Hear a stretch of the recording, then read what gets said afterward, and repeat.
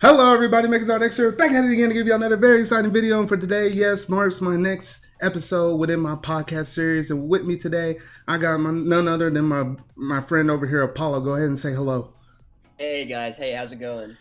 Alrighty, and this one's probably gonna be a little shorter episode this week. Not probably gonna quite hit probably an hour or so because I know Apollo got to bounce around and do some other things though. But we got some interesting topics about talk about today though. But before we get into it though, how's your week been, Apollo? Yeah, it's been great. Just enjoying the Labor Day weekend with Animal Crossing and Smash. So that's been great.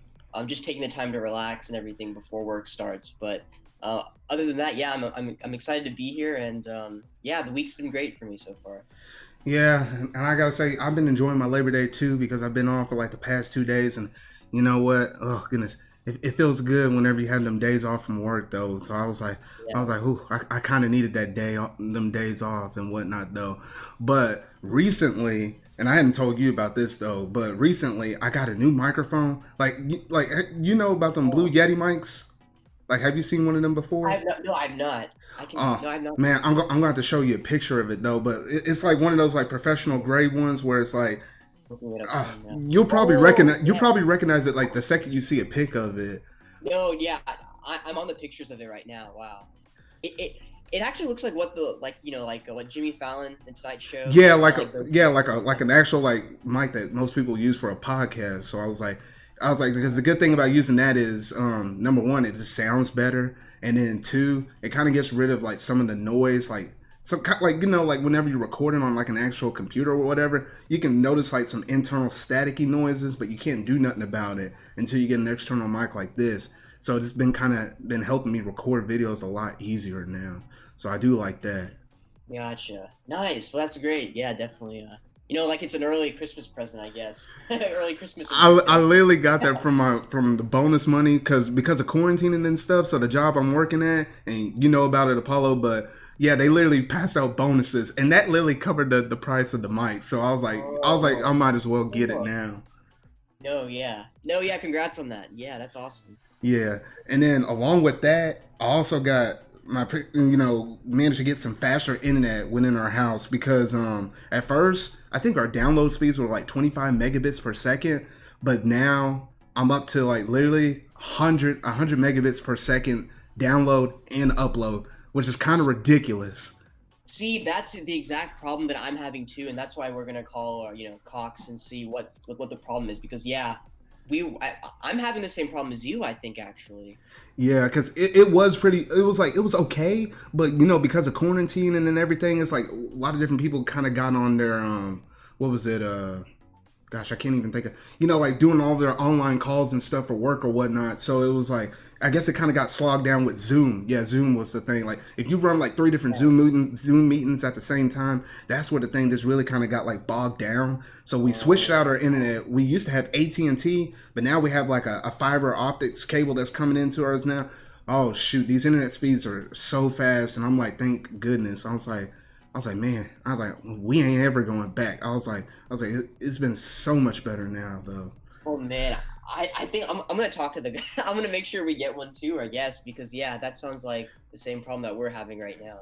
Yeah, because if you can get fiber cables within your area, because it kind of depends on your area, though. But check around because if you can get up to 100 megabits per second speed, oh man, that's the game changer right there. Like you could even in the future, it's like whenever you're streaming games, you wouldn't have no problem with that.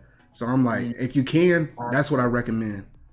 Gotcha. Yeah, because even like when I have recorded shows, it's slow, like it buffers. Even the shows I have recorded, um, on Cox and stuff, it's slowing down. So something's going on. So yeah, we'll have to call someone to figure that out.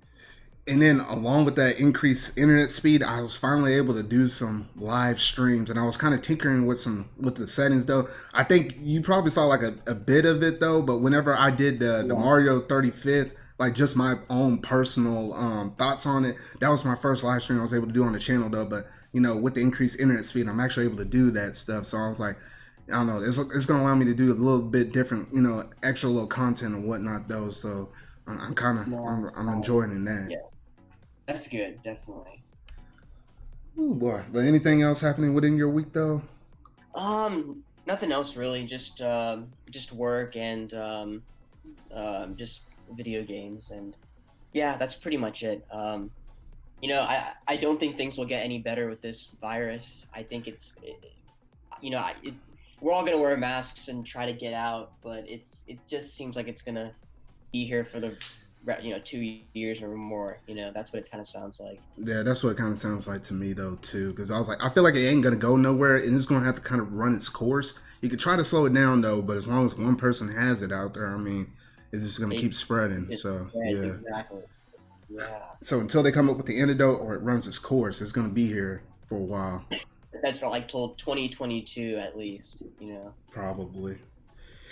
Alrighty. Well, all right. So let's go ahead and move on to our first little topic over here because I got to talk about this. I know. This has been running around on the internet and people kind of been upset about this though. But I actually had the chance to sit down and watch Mulan. Now, don't get me wrong. A lot of people are like, "Wait, why would you pay that $30?" It wasn't me that paid this $30. It was my brother on our account where he paid that $30. I was like, I guess he really wanted to watch this. So I was like, well, he spent the money. I might as well go ahead and watch it though. Yeah. And wait, have you seen it though, or no? No. So I haven't seen it, but I've already looked up reviews for it, and people have loved it. I think from what it sounds like a great movie, and it is worth the $30.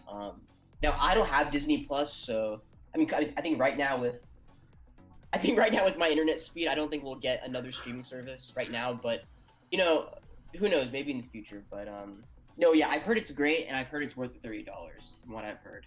Okay, because then for some people, because the backlash that Disney sort of kind of gets with these like live adaptations of their previous classics. Because what we had, The Lion King, we had Aladdin, we had Dumbo.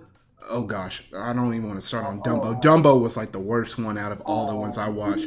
Lady and the Tramp. Lady and the Tramp was actually kind of enjoyable. That's like a Disney Plus exclusive. What else was there? Maleficent. I say Maleficent is like the top tier. Like that's top tier right there. I love that one because there's 2 movies out for that. And then I guess you have your Alice in Wonderland. I think that's roughly about it. Oh, Beauty and the Beast. I actually need to take the time to watch that one though too.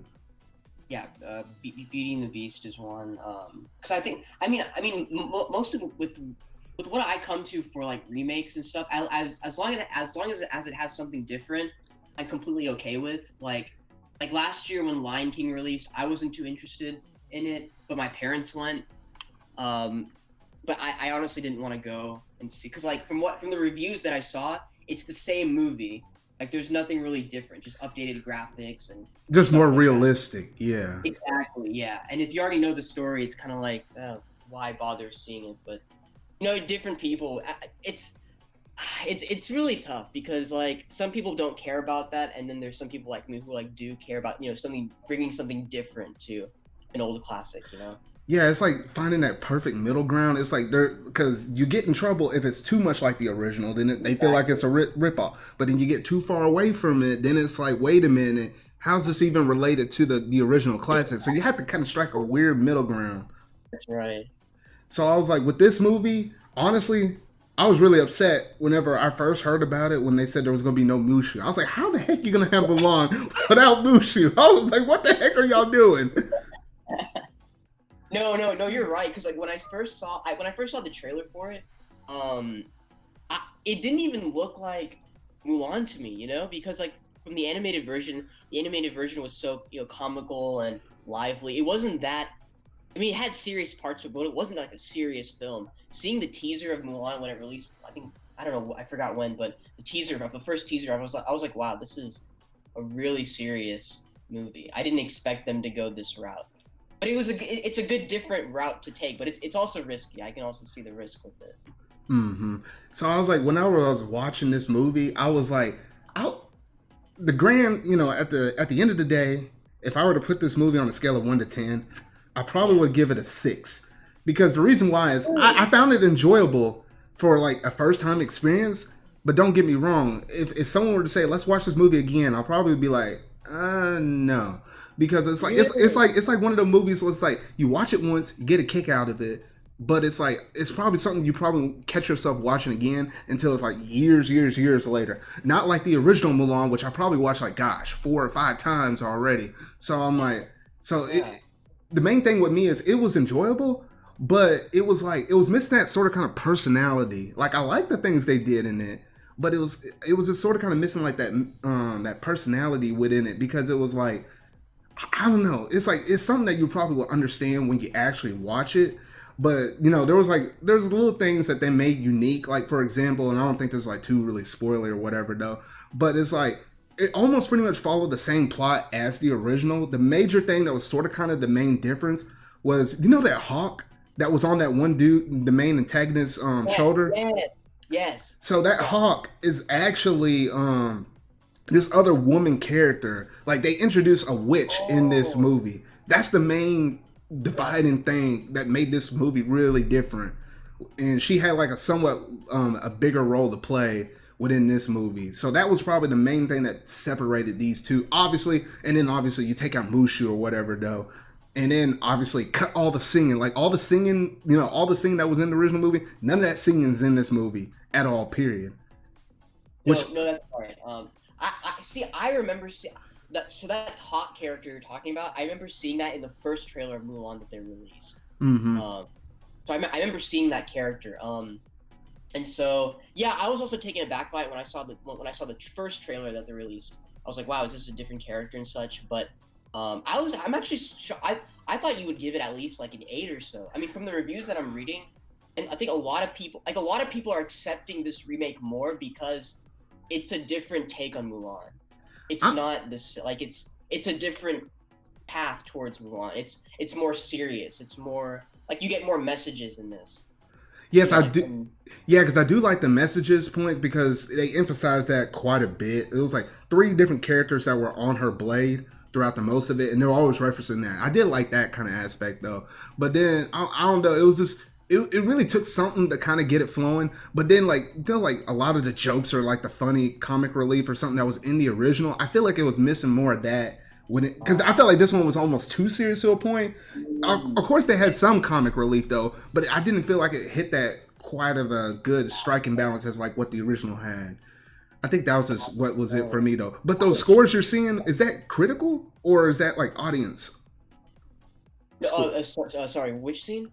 Or I was talking about the people that are talking good about Mulan. Is that like from the audience perspective, or is that like from critics, like major critics that analyze the movies? So the reviews I'm looking at are mostly just from what do you call like they're movie going YouTubers basically who at the job they kind of review films. So those are the type of people that I follow like for film reviews. Basically YouTubers that on their channel they review films, but because they're so famous on YouTube, they get early access to films like Mulan on streaming a week in advance, right? So Wow. They've already seen the film a week ahead, and so they've already released the embargo, on their review. So and a majority of them liked it a lot.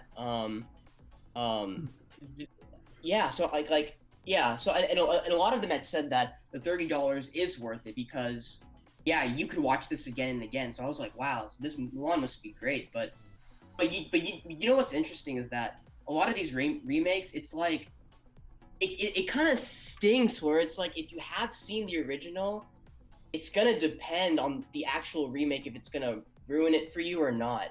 And I think that's the kind of territory that goes into like making a new remake of a film. It really like it's like what you said, it's gonna be like a divided line on this, I guess. It kind of sucks how most remakes will divide the audience based on whether or not they've seen the original.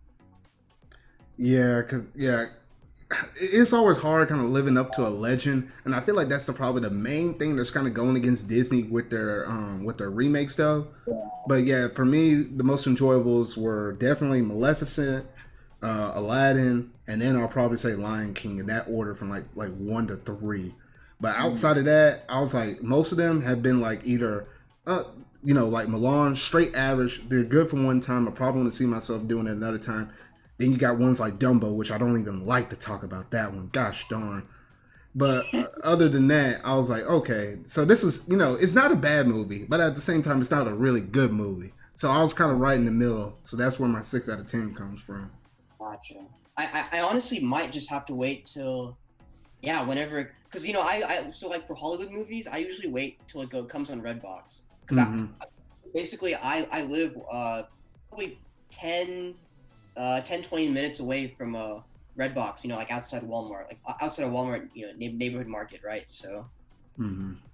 Yeah, because I think it would come out eventually back out on Disney Plus, but without the premiere access. So then, if you wanted to, you can technically pay $7 for most other. Like for example, if you own yeah, Disney Plus, it'll just come regularly with a subscription. I'm hearing on the street maybe around December-ish or so, but I'm not sure yeah, whenever it drops out yeah, regularly for digital, like Redbox and all the other stuff. that's right. Yeah. No. Yeah, that's true. Yeah, because I'll usually just get movies from Redbox, like in terms like Hollywood movies. So Hmm. yeah, who knows when it's coming then? But yeah, and you know what, man? I'm not even sure how safe it is to go to movie theaters because, to be honest, there's a couple of movies I want to see come in November, like the new James Bond, the new James Bond movie.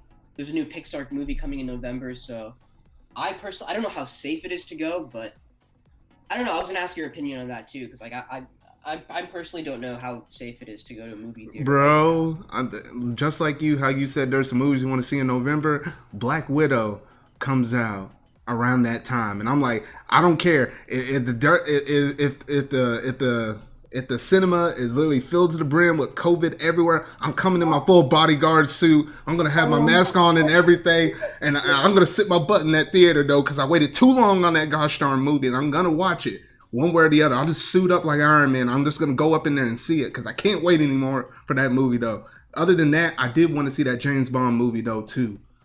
yes, yeah, dude. Basically, Corona and everything is basically like that episodes from Ned's Declassified where Ned is in this bubble and he tries to not get sick so he can go to that concert. I remember that. Oh gosh, that's funny That's right there. he's like in a hamster bubble. Oh gosh, man. That's exactly what this feels like. When I go to a movie theater, it's gonna feel like that, dude. Like, oh my gosh. Yeah. Uh, Oh boy. Well, I hope the movie theaters get a little bit better though. But honestly, I feel like I heard from people some of them have actually been cleaner or a little bit better than what they are normally. Because like some movie theaters are kind of get a little messy with all that popcorn or whatever, that food up or whatever. Now, but from what yeah, I'm hearing, it's been a little bit cleaner than more so than average. I think. yeah. And from what I've also been reading is that like let's say you and me go to a movie theater, basically we'll be separated, Yeah. and Like like yeah. we won't sit together, which is crazy, right? Because it's like we go together, but we don't sit together at the theater. Yeah, because I remember because they're still trying to socially distance. Like I guess it'd be like one every other seat, and then on like every other aisle, I think they don't allow anybody to sit there. I think, if I remember right. No, like it depends on the theater. Like there's a theater in I can't remember where. There's a theater in New York or something like that where they not only separate by every other seat but also every other aisle as well. Yeah. There's Ooh. New York that does that from what I was reading. Man. Yeah, because that would. Yeah, because then you start limiting capacity and stuff like that. I don't know though, but I don't think they changed word. Because those are literally I think the last two movies I want to see this year was the James Bond, which I could technically be patient enough and wait. I don't know how. I think they said they were going to release that in movie theaters, and then Black Widow they're releasing in movie theaters, or they dropped $30 on Disney Plus. Shoot, they dropped 60. I'm still gonna pay for it, but Well, yeah, no, yeah, because like so the new Christopher Nolan movie, Tenet, it released this weekend, and in the U.S. it's made 20.2 million, but hear me out on this. In the international market, it's made 150 million. ooh, So what that kind of tells me that people aren't going to the theaters.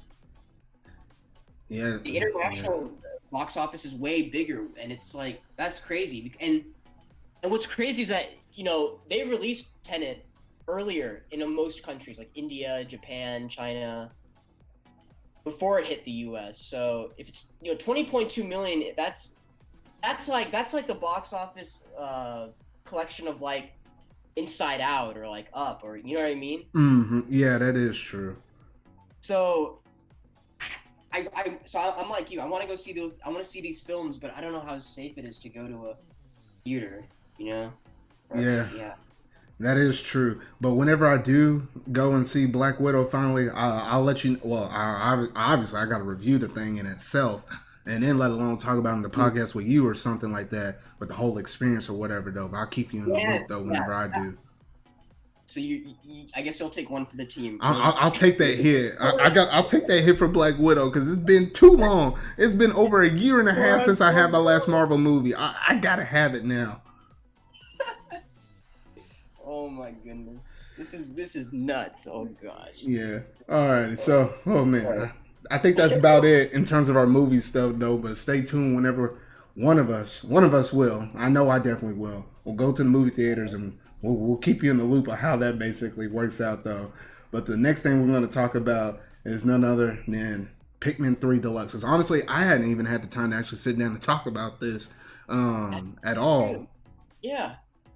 And I was like, whenever they first revealed it, I was like, it was only a matter of time because, you know what? We knew that they're going to keep trying to bring over these Wii U ports, which honestly, on the down low though, me and Apollo over here, where we text each other almost daily or pretty often, and we had some heated debates on some of these ports or anything that was moving over from the Wii U though. But I just know Nintendo pretty well. And I was like, you know what? They're always going to keep doing this until they milk everything from the Wii U. Yeah, we have some pretty heated debates. I'm like, gosh darn it, my fingers aren't going fast enough. Send this message. Oh, shoot. Because after Pikmin 3, there's not that many ports left that they can do from the Wii U. Like, I think they literally almost did everything except for Xenoblade Chronicles X. They did 3D World, which will come next year, but we'll talk about that a little further on. And the only other two I'm thinking about is literally Wind Waker and Twilight Princess, which were, you know, the HD remakes of, you know, those original games, though. But I feel like that might come next year, and I'll have a little something to say about that after our Mario 35th thing, though. But other than that, there's not a lot of stuff left on the Wii U. Like, I'm literally only thinking 3 more games after this, and after that, the Wii U's officially dead. Like, there ain't no reason to have it no more. Man, and that's such a sad thing to say, man. I loved my Wii U, man. Like I had friends over, and they would be like, you know, like I remember having my friends over on my birthday. So like, you know, December, like on my birthday, in 2012, because that's when it released. So, I had my friends over and we played Nintendo Land like crazy. But you know, they had no idea what this console was. Like, they were like, "Is this the Wii? Is this like what is that? And why do you need the gamepad?" And I had to explain the game to them. And honestly, I didn't explain it to them that much because once I showed them Nintendo Land and the games, they quickly caught on what the Wii U was, and that's what I really loved about this console. It's that like the games that you could play, it kind of showed people you had over what this console was about. But yeah, no one had heard of the Wii U before coming, you know, to my house and playing with this console. You know, like it sucks. It's not. I'm not gonna lie that the Wii, like, I can't even say it, man. Like, Wii U's dead.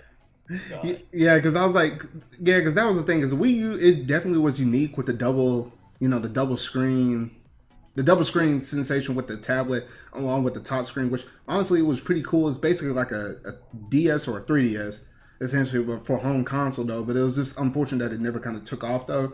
But my big question with Pikmin 3 is how the heck are these controls going to work? Because I remember playing Pikmin 3 originally on the Wii U, and I mostly played it. I guess there was an update that went in after the fact, but I literally played the whole thing with just the gamepad where I was able to tap. And like I moved around with the stick, but then used the stylus to tap exactly where I went. And I heard from other people who play like Pikmin 2, like on the Wii, or Pikmin 3, also on the Wii U, where they did the Wii Remote nunchuck style, where you're able to point, which I find that to be, you know what, fairly accessible as well, though. But with the Switch with gyro, I feel like that's probably the best way to be able to do it. But even though it's it's not like the Wii where you had that sensor bar where it'll constantly recalibrate. So you probably got to constantly hit like the Y button or something like that to get your things, get your cursor centered on the screen. So I'm kind of curious how they're gonna, how this game is eventually gonna play out or whatever. No, you make a great point in that like it's the people who did use a Wii remote and nunchuck to control in Pikmin 3. What also was terrible about it was that you had to use the gamepad as well for your map, and honestly, most people kind of had the gamepad in their lap, and they would use their finger or stylus to scroll on the map to see, okay, where's Brittany, where's Alf, where are your other Pikmin? Oh, that is true too. Yeah. So that was terrible as well because you had it was just awkward. Like you had the gamepad in your lap, or I mean, sure you could have the Pikmin. Not Pikmin. I mean, sure you could have the gamepad on a gamepad stand, but no one's playing with like a table right beside them, like we're either on our couch or So it was a kind of awkward experience, to be honest. And like, I hope I hope they kind of go with your route with what you were saying, but like if you haven't played Pikmin 3, then you should definitely get it. There's no doubt about if you haven't played the game, get it if you're interested. Because at least with this deluxe, we have more content being added, which is good. It's not there's no funky Pikmin or funky mode. Oh boy, yeah, and that's the good thing with Pikmin 3 is they're actually adding more stuff to it, like the additional. Where they almost got me was with the additional story content. With what happens to Olimar, I guess, before and what happens after the main core campaign of Pikmin 3. Which that would have been the only reason why I would want to get this game, though. But I still felt like I got my Pikmin 3 feel from the Wii U, though. But even if I don't get Pikmin 3 Deluxe on the Switch, I'll probably definitely watch somebody, like someone that does a Let's Play or a walkthrough or something like that. I just want to see what happened with the story-wise, what happened to the beginning and the end of the regular story.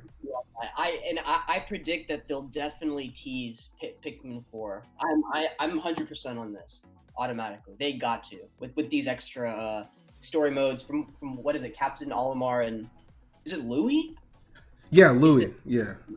Yeah, I haven't seen Louis was in Pikmin 2, but I mean he was kind of teased in the end of 3. Louis at the end, I think, but. Yeah, I mean, it's been a while since I've heard that name, in a Pikmin game. So Pikmin 2, but yeah, I'm hoping they tease Pikmin 4 for these story. That would be great. I'd probably start. I don't know. I'd probably start crying up, to be honest. I don't know why, because it's like we haven't had a new Pikmin game in since 2013. Pikmin 3, so it'd be great to get something. Yeah, because it's weird because Pikmin is one of them series where I guess they want to do this one per console. So what? GameCube, Wii U. But then when you get around to the Switch, we don't get our Pikmin 4 yet. We're getting the Pikmin 3 Deluxe. So it's like, well, shoot. And I was like, well, if they're going this route about it, you could not possibly get Pikmin 4 till whatever comes on the console after the Switch, which that would be a really long stretch right there. Won't be as long if you're somebody that didn't own a Wii U, but if you're someone that did, well, then, oof. Yeah, no, because the development time for Pikmin 1 and 2 was crazy because both Pikmin 1 and 2 released on the GameCube. So Pikmin 1 was 2001. Pikmin 2 was probably about 2003. I think 2004, Pikmin 2. So, I mean, it used the same... both, for the first two Pikmins did use kind of the same worlds and everything. So, but the development time was pretty fast on those. So, I'm just saying, I don't know. They could do the same with Pikmin 4 and have it come out, 2020... for 2023, 2024, or something like that. But wait, so it's just a a saying. It's not. I'm not 100% sure on that, but yeah, I mean they could. I don't know. Wait, so Pikmin 1 and 2 originally came out on the GameCube. So the Pikmin 2 that came out on Wii was just a port of the original 2 that came out on GameCube? Yeah. So Pikmin 1 and 2 were released on the GameCube, but then I think in 2007 or 8, I can't remember. Pikmin 1 and 2 were released again on the Wii, but this time you had the widescreen mode. I think you had new controls. So you had the Wii remote and nunchuck controls. They actually had a title for this in whenever the Wii released these old remakes. They were called Nintendo Let's Play or something, where where you had old games like Mario Power Tennis, Mario Sluggers, Pikmin 1 and Pikmin 2, but with Wii Remote and Nunchuck controls. Wow. Goodness. Yeah, that's something I didn't know about Pikmin. Oh my gosh. Yeah, it's true. Yeah. I was looking at the stuff right now. The only thing we don't talk about is Hey Pikmin. No, we don't talk about that. But outside of that, ooh. Oh my gosh. But yeah, I mean, with these ports, like it, at least they're adding something new to it. So I mean, as a Wii U owner, like I'm seeing the same game again, but if you haven't played it, then definitely get it. And if you're interested in playing it, yeah, definitely get it if you're interested. Yeah, because Pikmin 3 is definitely a very unique experience, especially with the environments and the atmosphere or something. I remember that playing Pikmin 3. Actually, I got Pikmin 3 for free from Nintendo back in them Club Nintendo days. That's where it was at, though. And yeah, it's very nice. If you hadn't played it, definitely give it a shot and chance, because there's not a lot of stuff to play this holiday season. So this is one of them, so you might as well give it a shot. Exactly. Yep. Yeah, I agree. All right, so I think that about does it for our Pikmin 3 discussion. Do you have anything else to top on that? I feel like that's mostly it. Like, we don't really. I'm honestly predicting by the end of this month we'll get a trailer from Nintendo about introducing the Pikmin controls, maybe a slight tease at what the stories are, because we only got an announcement trailer, and that trailer didn't really say much. It was only on their website, where you had so many other details of what was actually in the game, which Nintendo's doing a lot nowadays, and I don't understand why when you can just put it in the trailer, but yeah, maybe we'll get another Pikmin 3 trailer deluxe by the end of this month, so we can see, what else is there in the game, because just from an announcement trailer, it didn't really say much. You had to go on their actual website. Yeah, that is true, because I looked at that. Literally, that trailer was the same trailer they used for the Wii U. It wasn't nothing new about it. All those features with potentially how the controls would work, or all of the new campaign stuff and the different challenges and the increased difficulty, and I think maybe some lower difficulty as well. All that stuff was on the website. I was like, Nintendo, why didn't you put this up in there though? But that really goes to say the mindset of Nintendo, with them saying, hey, look, there's not a lot of Wii U owners that were out there, and even the people that did play this that were Wii U owners, the very small minority of that piece of pie out of that whole entire pie of the 70 million Switch units that are out here today. So that really goes to say something right there, though. But oof. Yeah, no, I'm with you on that. I think we can only wait to see, maybe what we get from more Pikmin 3 Deluxe. But yeah, I'm gonna see a lot of YouTubers on Halloween weekend, play Pikmin 3 Deluxe and see how much it's changed. So I'll definitely be keeping, my tab on that and seeing what other YouTubers are doing with that game. Okay, yeah, so I guess that about does it with our Pikmin 3 stuff, but now, oh boy, here we go. The thing that I've been wanting the most from Nintendo, and it finally happened. We heard about this sucker for months on end, I think all the way back from April, and I was like, we had it. The Mario 35th anniversary celebration thing that announced a crap ton of different topics. We had an indie world presentation 2 weeks before this. We had the partner showcase that made everybody sort of kind of feel mixed in some type of a way though. But now, oh goodness, it felt so good to have this though. Like what was running through your mind whenever they first showed that little tweet out? Because I know we were talking back and forth whenever that first happened. That's what's crazy about all this, is like the day before I noticed that on that Wednesday, Nintendo didn't tweet anything. So I text you and I'm like, hey man, like, do you think we'll get something tomorrow? Like maybe around 9 a.m. or whatever, like, because like Nintendo is really quiet.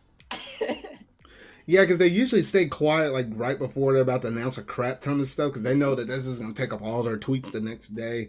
So they're like, hey, let's not oversaturate it though. But when you mentioned that, I was like, yeah, some stuff is about to happen. And I literally was almost about to live stream the night before, was this rumor real or fake? because I smelled a whole. I ain't kidding. I was smelling a whole bunch of smoke. You know, where there's smoke, there's fire. I was smelling a crap ton of smoke the night before. I was like, bro, this mess is about to happen. And then, and I was like, you know, I ain't gonna do this talking about if it's real or fake, because I'm pretty sure it's gonna get outdated tomorrow. And then lo and behold, at 8:00, I saw it, and I literally texted you while I was at work. I was like, hey, man, the thing dropped. You're like, oh, shoot, let me see it myself. I was like, man, I ain't going to be able to see this until I have my first break. But I was like, oof.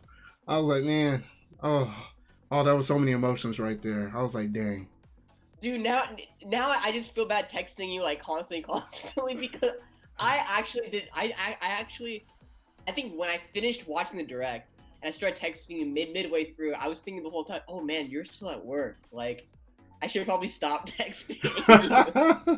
Yeah, because I saw them texts. I was like, man, I'm going to get back with you whenever I'm back on my lunch break or my other break. Because I was like, that was a lot to take in. Like, you sent me like 8 texts. I was like, what the heck? Oh, you must be like sweating, like while your phone's going rent. Because I knew there was a whole bunch of notifications. Because I had my notifications on for Nintendo of America, so I saw like all those tweets. Like I could feel it buzzing. I was like, whenever I got back to that break room, I knew to go straight to the YouTube channel, cover up all the ads or the other homepage videos. I know they were going to showcase all those announcements in there. I had to cover my phone, just like barely peek around the corner to scroll and figure out where that video was at and click on it. And I was like, outside of the 3D collection, which we'll get to here in a moment, I knew that was coming. I was expecting one more thing out of it, though, but I'll talk about that here in a sec, too, though. But outside of that, I didn't get spoiled pretty much for all the rest of it, though. So somehow I managed to get to it because they were pushing that sucker everywhere. Like, they were starting to drop out individual trailers for each one of these announcements, though. But, oh, gosh, it was something, though. But the first thing they talked about was the thing that really came out of left field, and I certainly wasn't expecting, was that Game & Watch system. And I was like, because, you know, you can play Mario on a lot of different things, though, but on a Game & Watch, I was like, what the heck? I certainly wasn't expecting that. It's still mind-blowing, I think, to see that. Yeah, I think that's what shocked me. I think seeing Mario 35 logo and then going I mean, they just went straight into it. Like, no, like, we're on a train here, and here's what we're showing you. Like, that's new. And I'm like, oh, my goodness. Here we go. And seeing that, you know, I'm still shocked about that, to be quite honest. Like, that's pretty crazy. Because I was thinking about that too. I was like, you know what? I was like, Game & Watch, you know, that's technically Nintendo's first ever portable system. And you know what? I really want to I'm planning on getting this thing, to be honest, because, you know, number one, that's Nintendo's first thing. Number two, it's going to get sold out. Number three, it's going to be a collector's item. And number four, this will also allow me to check off my list to say, hey, I played the system that Mr. Game & Watch came from, and I can finally cross that off my list of my Smash Brothers characters, because I think that leaves like literally almost like 4 other characters left on that roster, and every other character on that roster, I played their game or / franchise wherever they came from. So this will be another one off the bucket list, which is kind of a rare one for to play authentically, like on the actual system with the actual game itself. Yeah, this is kind of hard to kind of come by nowadays. Yeah, and I don't think pre-orders are up. I'm not quite sure. But no, not yet. Not yet. Yeah. And that was the thing, is this thing comes out literally the day before my birthday. Like, my birthday is November 14th. This comes out on November 13th. So I was like, when I get that pre-order in, I'm going to put that pre-order in. And then that money I'll be getting for my birthday, that will be going back to reimburse that credit card purchase right there, though. And I was like, man, I got to get this, though. And I think it's pretty much priced at like $50, I think. God, yeah, but I mean, yeah, that's perfect then. I think that's a great birthday gift, you know, to get yourself, you know. I think that's great. It's kind of a great like it lined up perfectly, their date. I don't know how they did it, but yeah. Yeah, and yeah, it's something I'm kind of looking forward to though too. But yeah, literally the pre-orders hadn't gone up for it yet, but pre-orders for UK has been going up. Literally, I kid you not, like it was like literally like an hour or two ago. So now I'm kind of constantly checking my phone for my updates, and I'm looking at it right now just to make sure it don't go live. And if it happens to somehow go live during the middle of this podcast, I'm going to have to hit the pause button. Y'all ain't going to know listening to this, though, but I'm going to pause and edit it and get my order through here, though. But yeah, that was the first thing they showed, and honestly, it's something really cool. I don't think you'd be getting it, though, would you? But I know I would. No, yeah. you're the collector here. Yeah. Okay. Oh shoot. Keep that box. I'm keeping that box though too. All right. What was the second thing they revealed was if I'm trying to remember right. Oh, I think it was 3D World plus The 3D Bowser's Fury. World. Yep. And that one, I was like, it was only a matter of time to come, and that was also with the rumor, with the Yeah. Mario 35th thing. So we kind of knew this was coming though, but we Yeah. did not know what else new they were going to add to this. And they added the Bowser's Fury thing, which at the very end of that trailer, I was like, okay, this is kind of like some darker, kind of scarier-ish kind of stuff. I was like, gosh darn, but it was a very short teaser trailer, didn't show a lot in it. I know Gaming Sling probably analyzed like the crap out of it, but I don't know. Oh I was my like, goodness. man, it looked Game good though. Explain went crazy on this. Like Game Explain was like, look at that grass, it has cats on it. Look at that bush, I mean, it's also cats on it. Like, look at the sky, like the sky also has like cat clouds and stuff like that. So they detailed the heck out of it. Like, props to Game Explain on that. They're wild people.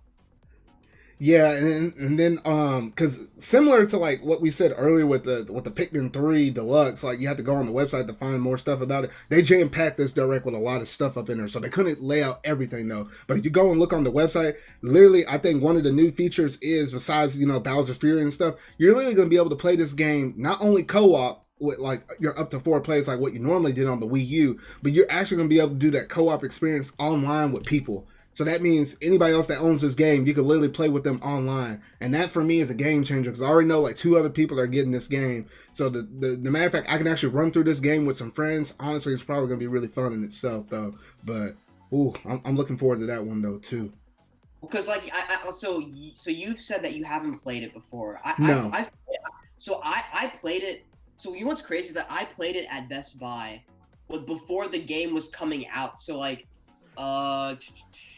released in 2013, right? So like in E3 2013, they had some kind of like Best Buy what's like Best Buy digital access or something. They had something like that. And so my parents and I were at Best Buy sometime in October, November when he was about to release.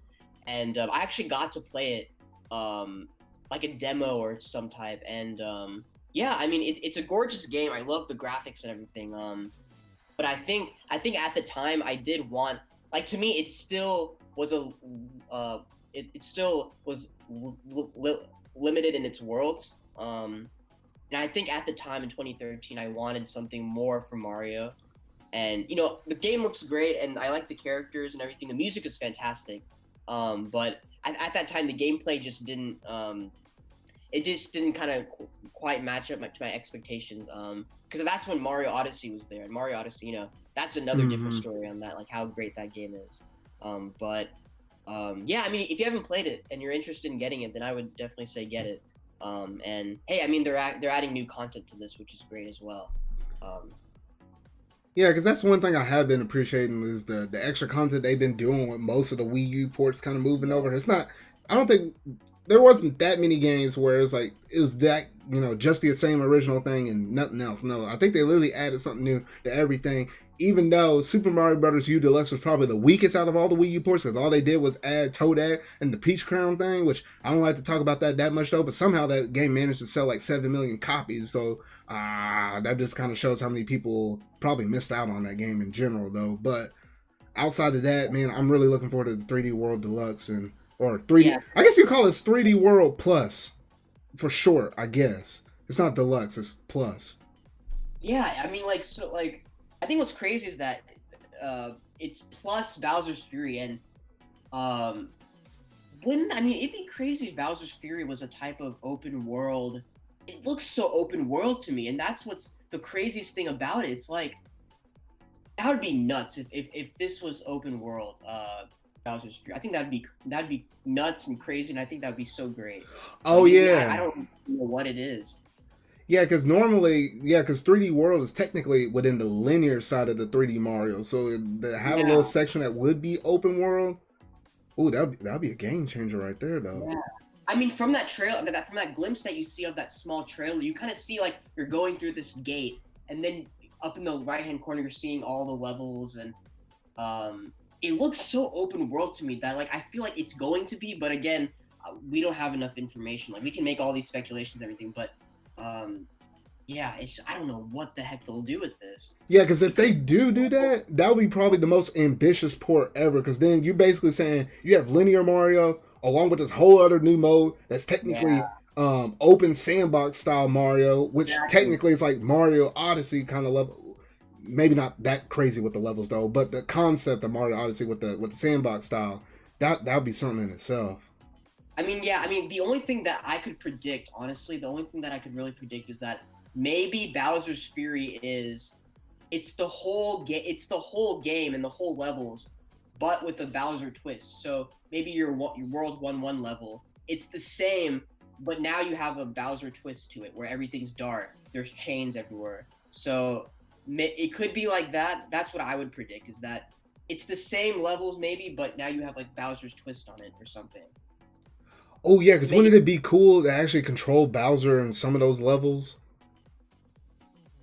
Yeah, so to be honest, a lot of people are saying you could control Bowser. I don't think we'll be controlling Bowser, if I'm to be honest. I think it's still gonna be the Mario characters, but Bowser's gonna have his like own mark on some levels. Like maybe there's fire on some of the levels, there's like chains and stuff where you have to jump or something like that. Like Bowser will make his mark on these levels. That's what kind of like I'm getting at.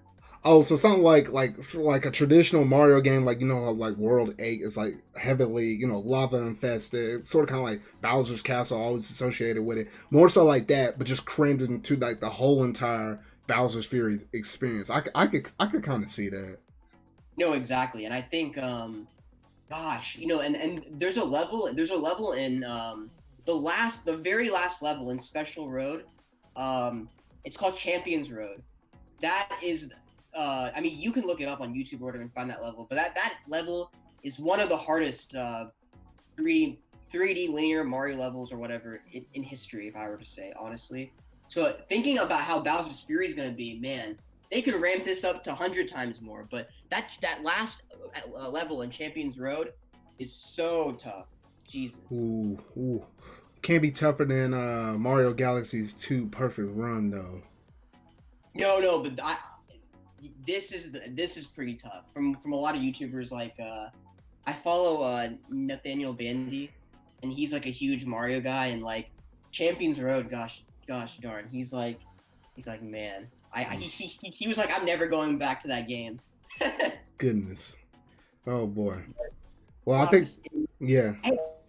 next year too. So we like so from the leaks and rumors, I knew it was coming next year, but I didn't know quite the date. I thought it would be January 2021, but I find it interesting it's in February, like it's a Valentine's Day week, so that's interesting. Yeah, because they announced that all of these things were going to be planned to release basically from the moment of now till like March or spring of 2021. So yeah, and then when I heard that, I was like, oof. I was like, don't tell me they're pushing back that 3D collection though. But no, it was Super Mario 3D World that comes out that late though. Which I guess they're just trying to kind of space out their releases now. Granted, especially with the times we're living in right now, so it is kind of smart though. But I feel like that 3D collection honestly will keep most people entertained. That, along with some other people that are probably going to be getting some of this other Mario branded stuff, that probably will hold them, you know, all throughout the holiday into what will be the February month though. So yeah, I can wait on 3D World though, but I'm really excited to kind of look and go through and play that game for the first time. Nice. Yeah. Exactly.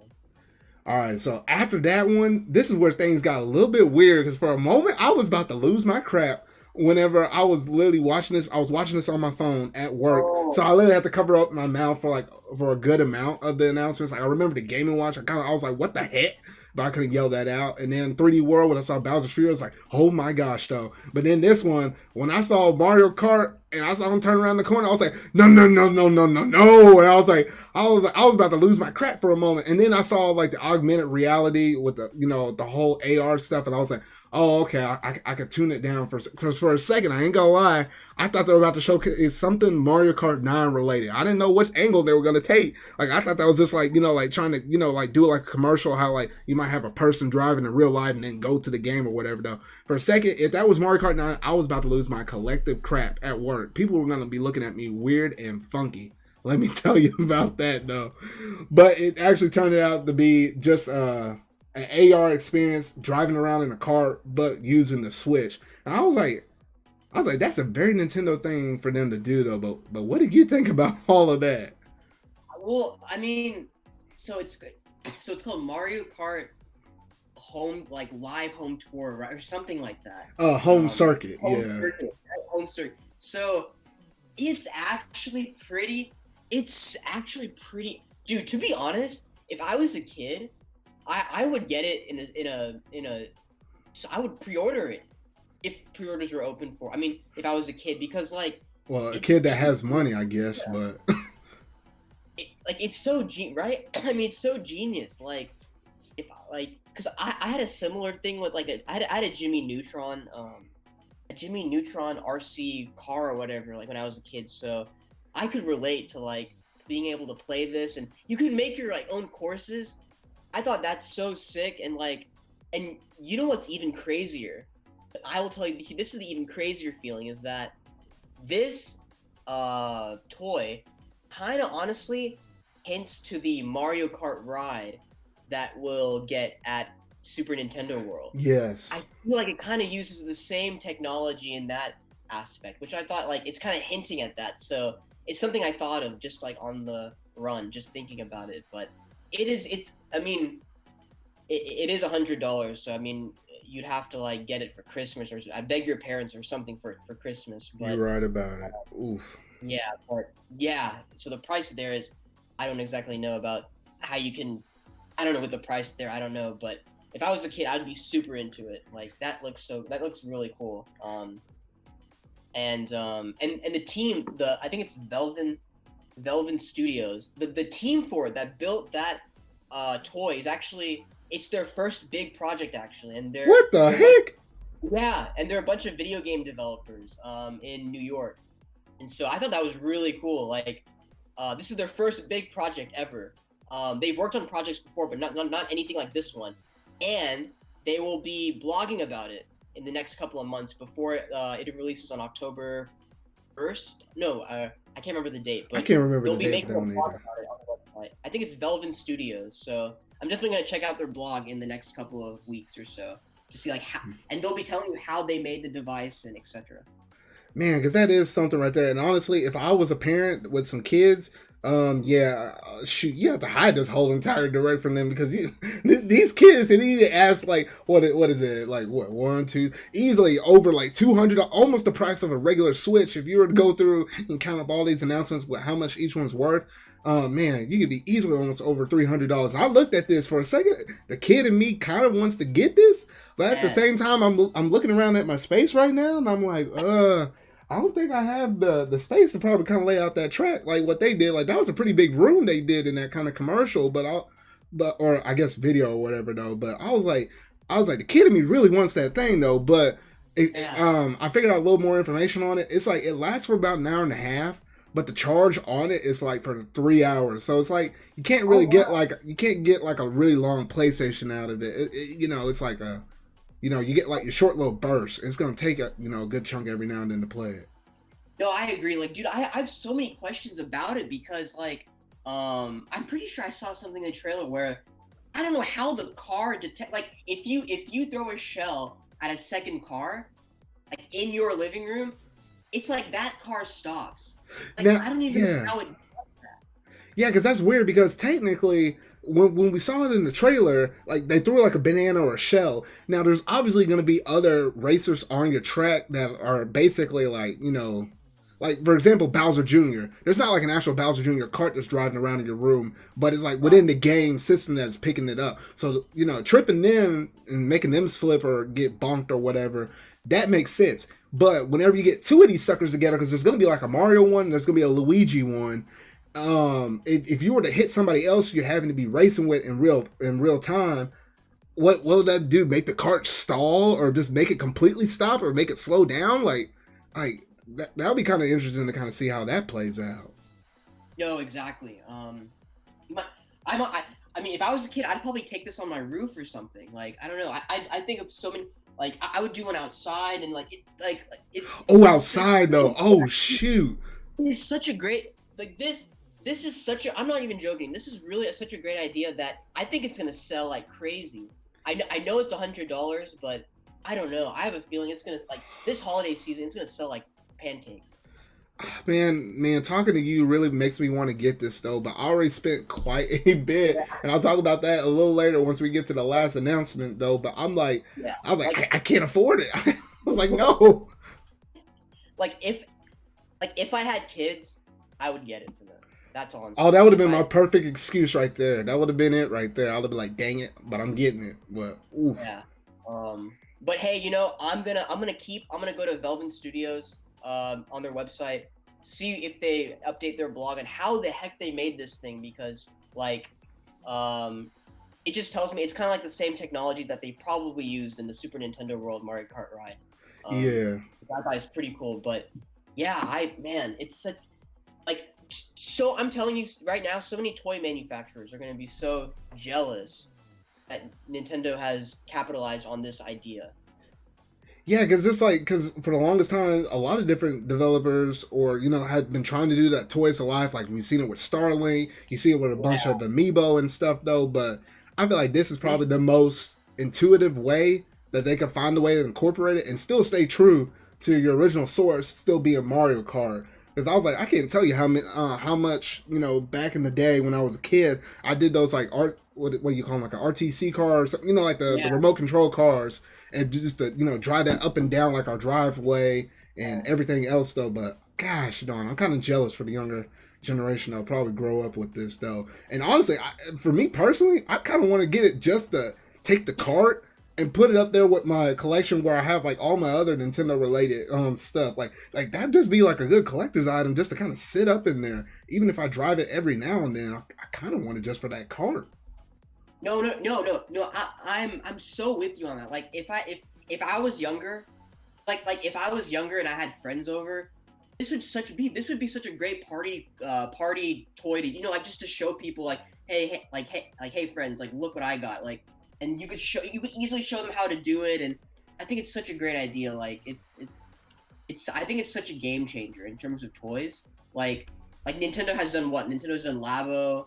We have this now. I think their toy creativity or whatever, it's out of this world. And like, could you imagine if you could record, like you could record it using that like capture button, the like whatever carts like because it's first person view, you could easily record your track or whatever, which I thought would be pretty cool if you could do that.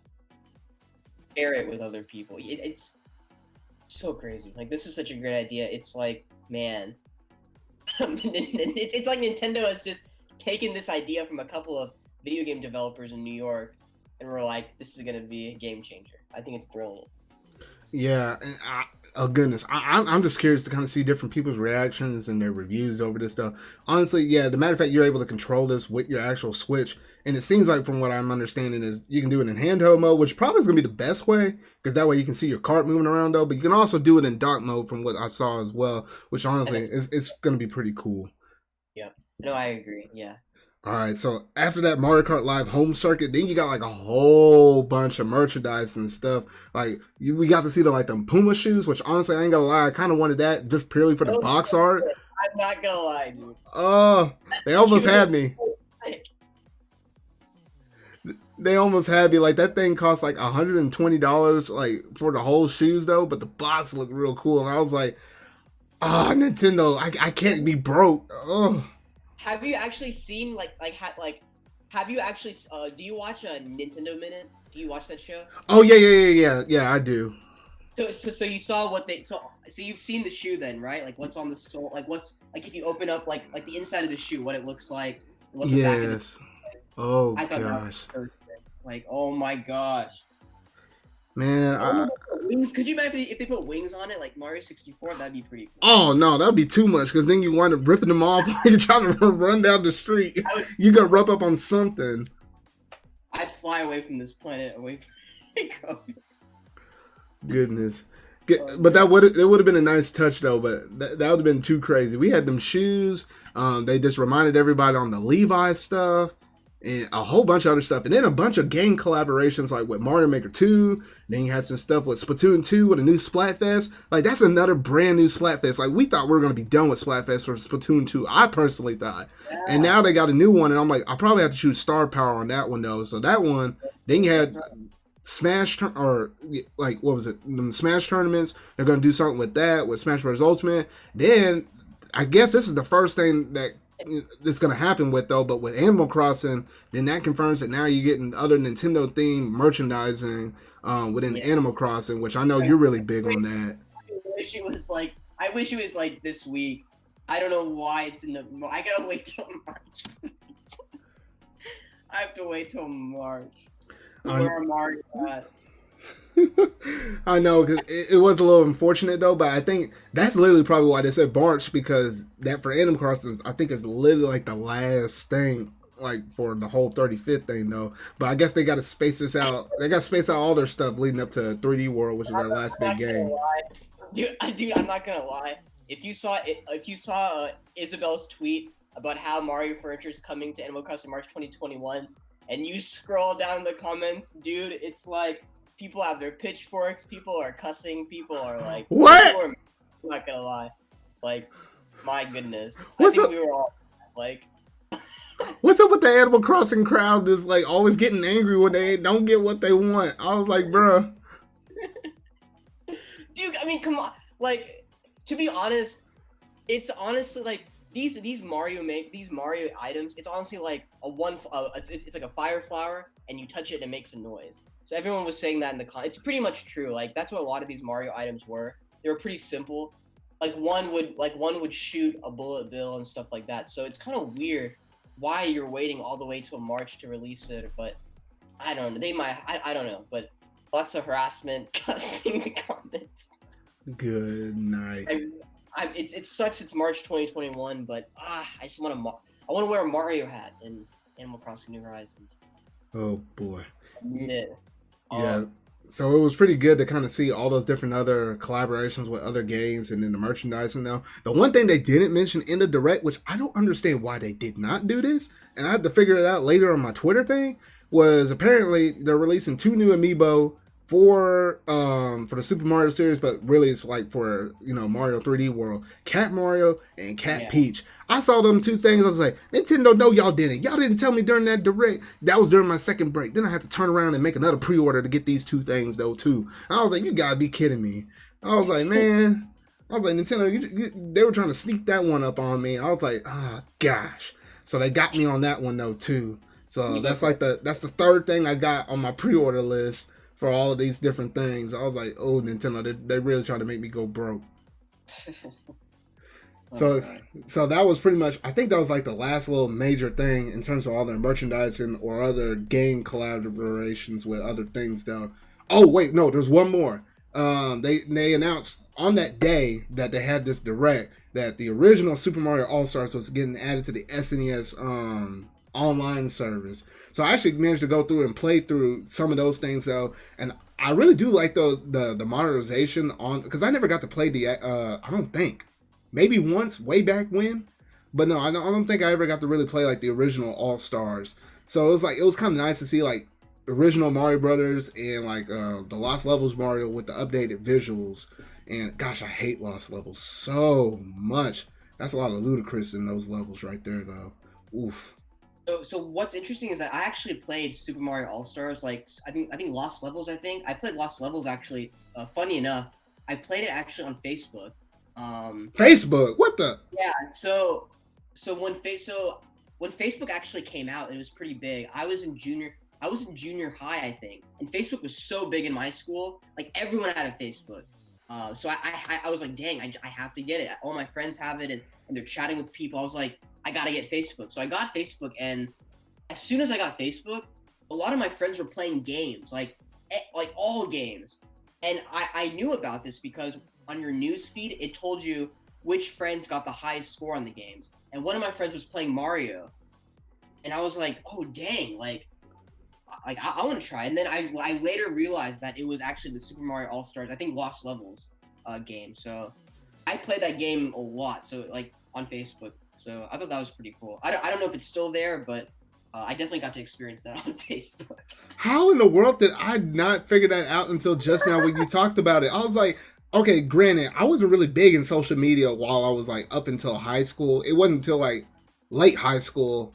Oh, yeah, late high school until I got into the social media phase though. But all really all stars Yeah. on Facebook? What the? Like it was it was specifically the Lost Levels game. Dang.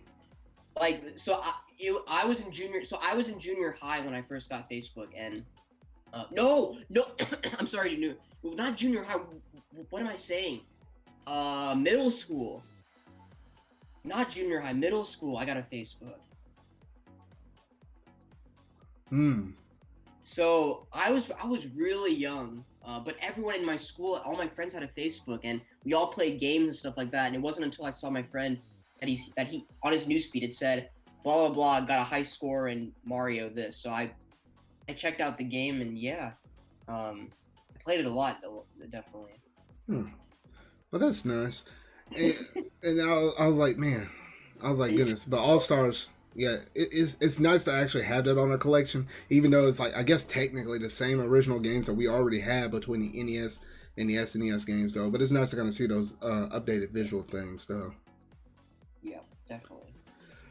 Okay, all right, and then now, oh, okay, we got rid of we gone through the Appetite 1, the Appetite 2, and the Appetite 3 that had Mario on top of your Mario with a little bit of Mario on the side though. But now you got the real Mario main course right here though, because you had none other than this Mario 3D All-Star Collection. And I was like, when I saw that, even though I knew it was coming, when I saw that first Mario 64 trailer that they showed for this, I was like, I still couldn't help but to crack a smile on my grin though, because like literally to me, Mario 64 was that game of the century for me. Like it's top tier. I think it still probably remains as my number one slot. I ran across a lot of different other good games across my gaming career though, but Mario 64, it's just something about it and that nostalgia factor. And then we went from that to Sunshine to Galaxy. I was hoping for Galaxy 2, but they jipped my boy Galaxy 2. I'm with you on that, man, because like I have Galaxy 2, and it was a really fun game, and I was disappointed that they didn't even mention it. I was pretty it's pretty disappointing. I'm not gonna lie. I was so disappointed when I saw that. That was like the only sting in this presentation, but everything else was really crisp, really fine. And I'm looking forward to playing all three of these games because honestly, with Mario 64, that's the one I played and beat. It's the only one I actually played out of all these three. But I hadn't 100% at Mario 64. Like I think I got up to 112 stars on that game. I had to boot up my 64 and check on it though. But I never got fully 120 and got to see Yoshi on top of the castle. So now with it being on the Switch, I probably have, it'll be a little bit more accessible. So maybe I'll finally be able to go through and 100% that game once I'm done with Sunshine and Galaxy. And you play it next Friday, so right? That's the other crazy thing about there's a lot to unpack about this this thing because shoot, I thought Nintendo was crazy to drop Paper Mario and the Origami King 2 months from release from announcement to release date. Shoot, they said 2 weeks for this sucker. I was like, no, y'all didn't. And then on top of that, then this is the thing that also stung a little bit with this presentation. They said they're going to run this for a limited time run up until the end of March, which gives us like a 6-month window. And part of me was like, why the heck are you doing this, Nintendo? Yeah, but then the other side of me was like, oh, shoot, I better get on this pre-order right now, though, because this is something you want to get physically. So I literally minimized this presentation, like it was at that moment where they said they were going to run this limited. I was like, I minimized it. I had it minimized on my screen. I was pulling up Best Buy. I was whipping out my wallet and flipping around I was flipping around my card. And I was literally putting that pre-order in for Best Buy. So I think at the time, Best Buy was the only one that had it open. I was like, I'm getting this sucker in because I would hate for this to show up late or I can't pick it up on launch day because I'm getting this sucker. I was like, Nintendo, you really gave me a good scare that day. Oh my gosh. Yeah, it's to be honest, like I have to be honest here. I didn't even think that these were real. Like we kept talking about it for so many months, but there was a time where I was like, I don't feel like this is real just because like would Nintendo really do this? I was like, there's probably not. And then to see the trailer, and then to see the date, it still blows my mind. It's still shocking, and it's best selling right now on Amazon. Like it's #1 best selling on Amazon right now. Yeah, because I think like right now on Amazon, I think it's #2 for all games of 2020, right underneath Animal Crossing for the moment, and the game's not even out yet. Yeah, and it's beating. It's not even beating. Like it's beating a lot of PS4 releases this year as well. Like Ghost, yeah. And it's beating PS4 games and Xbox games this year, which blew my mind. But yeah, and you know what? I can kind of I see it now. I see why it's happening. I can see also why they're doing a limited release run because like look, people went crazy to pre-order it, So it's Yeah, and with that increased demand of running this for a limited time, because part of me also wants to talk about that, because I'm like, that's the only disappointing thing is why would you limit something like this? But then again, if you're Nintendo, you're looking at this, there's a lot of value to this one collection. Like that's 3 games you could potentially go back, remake, remaster in the future, and charge each one of these things $60 a pop. Like they could pull the Final Fantasy VII for Super Mario 64 in the future, like maybe for a 50th anniversary, and charge that alone for $60. No, dude. I was just remembering like I saw a tweet. I saw a tweet maybe a couple of days ago that said like, okay, so you get the Mario shoes and you get the Mario dress and you wear it all the way till March. On April 1st, Nintendo comes to your house, just takes your shoes, takes your Bruh. The ninjas just come up in there, just nab everything. Oh. On April 1st, Nintendo ninjas come and they take your stuff and break into your house. They're like, we need this back. Yeet, you had your fun with it. Oh, it's like, oh gosh. So, man, that's crazy. Wait, we're going to put a pause on the Super Mario 3D All-Stars because I forgot one other thing. I can't even believe I actually forgot about this though. But apparently there was Super Mario 35th that was coming out. It's literally Tetris 99, but with Mario. And I saw that. That was another like what the freak like with the Game & Watch stuff. I was like, you have got to be kidding me. I was like, what the? Like, I love the dance from Tetris 99, though, but oh my gosh. Yeah. No, yeah. I think it's to take Tetris and then use a Mario kind of spin to that, I think is like, that's like a great idea it's a really good idea. And the thing that hates, and same thing like what we were talking about with the 3D All-Star, they did this mess again. They literally said it begins at the beginning of October and ends at the end of March. I was like, why y'all keep doing this, Nintendo? Why? That is so, to be honest, that's really mean. I honestly think that's pretty mean because, like, you know what's going to happen October 1st, right? Everyone is going to open that game and play it like the servers might crash, to be honest. I'm not going to lie.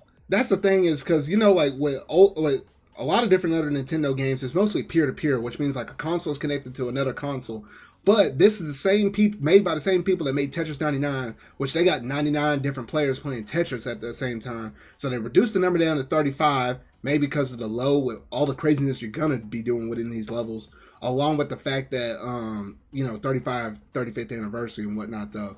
But I feel like we're in good hands as long as it's from the same people that made Tetris 99. So these have to be running on servers. Ain't no way you could be doing these peer-to-peer. So I don't think there's going to be a huge issue with it, though. But, gosh, I'm going to hate it when they remove this, though, because I'm probably going to play this to death. No, yeah. I'm with you on that. Like, to be honest, in my opinion, like, I've played a lot of these games. So as for me, I don't see myself getting this 60 the collection because I've played these games before and they are hard games. I'm not gonna lie. These are hard Mario, like all 3 to be honest. Like Sunshine gets hard and like there's a Japanese commercial, Nintendo Japanese commercial that released I think 2 days ago that they actually acknowledged in their commercial a very hard boss that's in the game. So I thought that was pretty cool. But yeah, these were pretty hard games, and if you haven't played them before, then yeah, you should definitely get this collection, and definitely see the frustration that I had to deal with as a kid. I don't want to break my Joy-Cons now, so. Yeah, because honestly, I think out of these three, removing 64, because I already played 64, between Yeah, Sunshine and Galaxy, the most anticipated one I'm looking forward to is Sunshine, because them yeah, GameCube games nowadays, if you're trying to go back and collect some stuff, that stuff is kind of expensive. And with yeah, Galaxy, I played two, so I played the sequel, so I kind of know what I'm expecting with the first Galaxy game. Just probably different story and different types of levels, though. But Sunshine's like that brand new experience, like I hadn't played anything like it. So I think that's the one I'm looking forward to the most. So whenever I play or when I open up this package, I'm gonna start off at 64. I gotta beat the first level, get my first star. I have to. It's 64. I gotta do that one first. But then after I'm done with that first level, then I'm probably gonna jump into Sunshine, beat that first, then do Galaxy, and then anytime when I'm feeling like stuck or I'm like, you know what, this is kind of hard, I'll probably jump back to 64 and knock out a few stars every now and then though. But this is honestly gonna last me for quite some time. I ain't gonna lie. no, yeah, yeah, yeah, and I think in your case because you haven't played, Sunshine, and you said you haven't played Galaxy, right? Yeah, You not the haven't first one. Yeah. not the first one. Okay, yeah, so definitely this collection definitely works in your favor. I think if you yeah again I think what Nintendo's trying to get the message of is that like this year has been rough on them. I mean we technically only have like what 2 or 3 new games with like Animal Crossing, Paper Mario, okay, and then I guess Clubhouse games. But you Yeah. can kind of see that like we're getting so many ports out that I think it's been really really really tough on them with this pandemic. So the message like in my opinion, I want to see new games come out, but I know how it's affecting Nintendo so much that to me their message right now sounds like kind of wait till next year and see what our announcements then. Mm-hmm. Um, and with this 35th anniversary collection for Mario, it makes me excited just for the Zelda one next year because I just want to hear new stuff about Breath of the Wild too. That's the new game I'm really waiting for.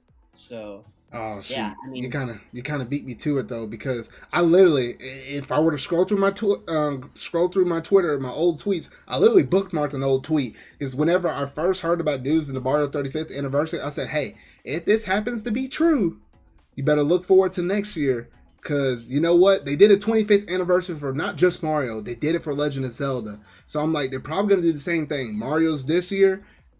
Oh shoot, we can only imagine what we're probably gonna get for next year as well. I've been saying to people, you know how we have this 3D All Stars. I'm like literally yeah, watch them bundle together, Ocarina of Time, Majora's Mask, maybe Wind Waker, and maybe Twilight Princess. Put all four of those in one package. Which gosh darn, that's a whole lot of game right there. And then HD remastered Skyward Sword because we hadn't gotten that yet separately, and they released Breath of the Wild 2 as your holiday game, and then who knows they're gonna probably put like a Zelda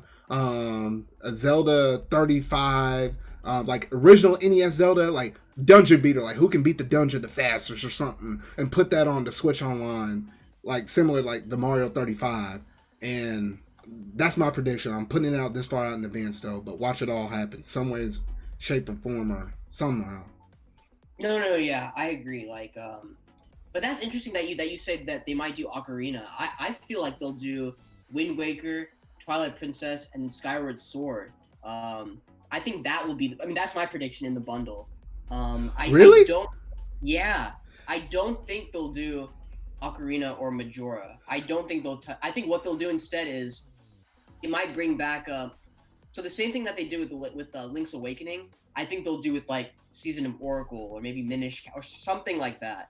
But I don't think we'll get a Ocarina or Majora coming to Switch because they're already on 3DS. So that's my prediction. I don't think we'll see those come to Switch. I don't think we'll see Ocarina or Majora, but I do think we'll get Wind Waker, Twilight, and Skyward Sword in a bundle. Now that's the thing that's kind of kicking me is it would make sense to do that, but the problem is that Skyward Sword has not gotten its HD remake treatment. Like all the other ones got remastered, but Skyward Sword is the only one that hasn't. And I know Nintendo's looking at it and say, you know what, we can release that by itself, similar to how Paper Mario and Origami King, even though technically Skyward Sword is an older game though, but they can still release Skyward Sword HD that sucker, charge $60 and people still gonna eat that alive. So if I'm thinking like Nintendo, why would I bundle that in a collection when I know I can get away with selling that separately, and then let's just try to modernize it, improve the visuals and graphics of the 3DS versions of Majora's Mask and Ocarina of Time and put those in the collection. That was just my reasoning and thinking in the behind it though. But if they do take the route you're going, it'll be interesting though, because I think out of all the 3D Zeldas, the only ones I hadn't beat was Ocarina of Time and Wind Waker. Those are the only two. Yeah. Like I think it's, I also see it going your way. Like, I honestly think it just depends on what Nintendo can do, because like I can see them, like I see how they could do Ocarina and Majora, but there's something in me that just feels like, because Ocarina and Majora are already remastered or whatever on the 3DS, I just don't think they'll bring it to the Switch. Kind of like how they didn't bring Luigi's Mansion to the Switch. They kind of just brought Luigi's Mansion to 3DS. So it's kind of like that kind of that's where I'm kind of leaning on, because I felt that Wind Waker and Twilight were hard games, to be honest, and when I played them, and I thought Wind Waker and Twilight were pretty hard, and they gave a really tough challenge. And Skyward Sword, I love Skyward. Skyward Sword is one of my second favorite Zelda games after Breath of the Wild. I think Skyward Sword, like, I loved the Wii Motion Plus. It really worked well for me. Like, so every enemy would be a puzzle, and that was something I've never really seen before in like any game, like where you had to like use your Wii Motion Plus to like hit the enemy in the exact way. I thought that was really cool. So I'm excited to see what they'll do with Skyward Sword. So yeah. Yeah, because I think me and you are in the same camp, because literally I like Breath of the Wild for its openness and gameplay, but I still love Skyward Sword for the sake of story, because those two, for me, for those two respective reasons, are my two top favorite Zelda games in itself right there, though. So at least we're kind of both on the same page like that. Exactly, yeah. Because, like, don't get me wrong, I like Wind Waker and Twilight Princess, but at the time, I did think they were pretty, I thought they were pretty challenging, and and I felt Twilight, for me, in my opinion, I felt Twilight Princess was really dark. Like, I'll go to some cutscenes now, and I'm gonna be like, wow, that's pretty unsettling. So I really, like, Twilight was so pretty dark, and I don't know, I just don't find myself going back to it. But yeah, oh shoot, yeah, because man, I really want them Zelda 35th things so much though, but I'm like, goodness, I was like, oh shoot, only time will tell. And also, the one last thing I want to mention with Super Mario 3D All Stars was the fact of the matter that there was literally an event thing. Like, literally, if you go and check on Mario's 35th anniversary site, you will notice on there that they actually managed to delay that out by like 5 months, because originally there was like a Mario Maker 2 event, and it said that they revealed some dates for some things to go live in April.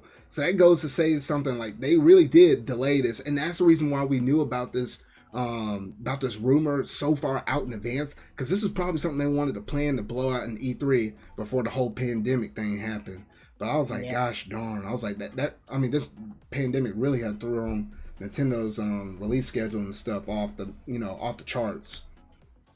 Yes, yeah, this pandemic has really, I think sometimes we give Nintendo too much crap, because like they're not giving constant updates. It's like, it's tough. I think this pandemic has really affected the video game industry as a whole, and it's like you kind of don't know what's happening behind the scenes, and like we honestly just don't know what's happening behind the scenes, and it's really tough. Like for me, like, I really want new games. Like, I see constant ports, and I get it. Like, I get it. Like, not many people had a Wii U, and so it's I have that mentality where it's like I want new games, but kind of seeing all the ports kind of gets me kind of like about it. But for the people who haven't played it, definitely go get those ports. People who haven't played, go buy the ports. But I think for people like me who want new games, it's gonna be a patient wait until at least February, March for something new. Like, I just want an announcement for Breath of the Wild 2 at this point, or so. Oh boy, but yeah, I think that's pretty much all I got to say about the Mario 3, or not Mario 3, but just a whole entire Mario 35th anniversary stuff though. But do you have anything else to top on that? I mean, to be honest, at this moment right now, there's a lot of talk about how the 3D collection wasn't remastered differently, kind of like how the Spyro and the Crash and the Tony Hawk, and there's people are giving so many examples. Oh my gosh. Okay, I could definitely say a thing or two about that, Like, but go on. like I mean, I see why Nintendo didn't go that direction because they want people to experience the games for the first time. So I understand that, but it's also like for the people who have played the games, like you're just not gonna buy the collection. I guess just move on. Like I'm kind of the same. I'm kind of just moving on from the collection because I have played them, but that's just kind of my opinion on it. Is like I'm moving on at this point, and I'm just kind of focusing on the future of Nintendo. Hmm. Yeah, which I'm kind of curious, like why in the world? Goodness, I could see people, the beggars and stuff like for the longest time there were some people out there saying, wouldn't it be so cool to have Super Mario Sunshine on the Switch? I'll pay a flat $60 for it. Boom, you get in a collection with not just Sunshine, you get it with 64 and you get it for Galaxy. They're basically all $20 a pop. That I feel like that's reasonably priced, and yet people are still going to complain about it. You can literally go into the Wii U eShop right now and see Mario Galaxy. You can get that for $20, and then Mario 64. It might have been a little bit cheaper than $20 though, but Sunshine, you knew they could probably sell that by itself for like a full $60 if they went and fully remastered it and everything like that. So I feel like $20 a pop. That's a lot of game, and I feel like to me that's personally reasonably priced. I don't know why people are always freaking out. Because sometimes I do, yeah, see, like there are some criticisms I do sympathize. Like there was one I was reading where some people were saying when they bought the 25th anniversary of Super Mario All Stars on the Wii, it came with the booklet and everything. And looking at the Nintendo Minutes video, there's no booklet that comes with the physical version. So some people are like, oh wow, it's just the cartridge. Wow, so some people are saying that there's just a lot it does kind of suck we're not getting like artwork for it or a booklet, like kind of like how Metroid Prime Trilogy kind of had like if you got a certain like if you beat a certain boss, you get a credit, and then you can use that credit to purchase stuff in the shop to get like a picture of like artwork that the developers had worked on for Metroid Prime 1, 2, or 3. I mean, all you get with this new Mario collection is like you get music, like you get a whole soundtrack, which is great, but like I can listen to that soundtrack right now on YouTube. Like people have already uploaded Sunshine soundtracks and 64 and Galaxy soundtracks, so it's like I kind of wish they did more in that aspect, but at the end of the day, at least we're getting these three. So if you haven't played them, so that's all I can say about it. Yeah, because for me, I hadn't played Sunshine and Galaxy, so for me, honestly, I can see why some people are complaining, but at the end of the day, this is Nintendo. Nintendo know they good and well. Hey, as long as, they did make some tweaks with Sunshine, like you don't have to play within that original 4x3. You can play it in 6, they gave widescreen, the widescreen feature for Sunshine, though people wanted it in 64. It would have been nice to have it in 64, but they ain't gonna break me like that. I cannot believe they didn't do widescreen for 64. That's crazy, but I don't even know how you can justify that. I don't know. But I'm thinking from Nintendo's point of perspective, mark my words, when that 50th anniversary comes out, they're gonna pull a Final Fantasy VII with Mario 64. They're gonna remake it from the ground up, and they're probably gonna add even more levels to it. Mark my words. Yeah, that's so true. I could see that. Yeah, they could do that. Because I'm like, that's gonna be the biggest anniversary yet, and you gotta bring some fire by then. And then by then, if that were to be the case, they could probably re-release, the original All Stars. They're gonna re-release the 3D All Stars. By then, there might be a 3D All Stars 2, which is probably gonna have Galaxy 2, 3D World Plus with the Bowser's Fury all up in there, and with Mario Odyssey. Like, I feel like by the time that year does come around, whatever console we are out on by that point, I feel like it's gonna be possible to re-get all of the 3D Mario games on that system again. And who knows, we might be able to get some 2D Marios, which honestly we hadn't like a 2D Mario collection since regular All Stars, but I think we're almost overdue for it now, because like we had DS Mario, the 3DS one, the Wii U one. I feel like they have enough stuff now, they could make a collection out of the 2D Marios at this point. Oh yeah. Yeah, I think time will tell, to be honest. I think at this point there's we've had so many ports out. Like if you if you haven't had the game, if you haven't played the game, then get it. And if you have played the game, then just don't get it. That's kind of like, yeah. That's kind of where I'm at. But I will say this, like 20 years from now, we're going to be talking, and then you're going to be like, dang, I really want to play Sunshine. And you're like, but I don't want to pull out my GameCube with that, with them rough graphics or whatever. Though. I was like, bruh, I tried to tell you.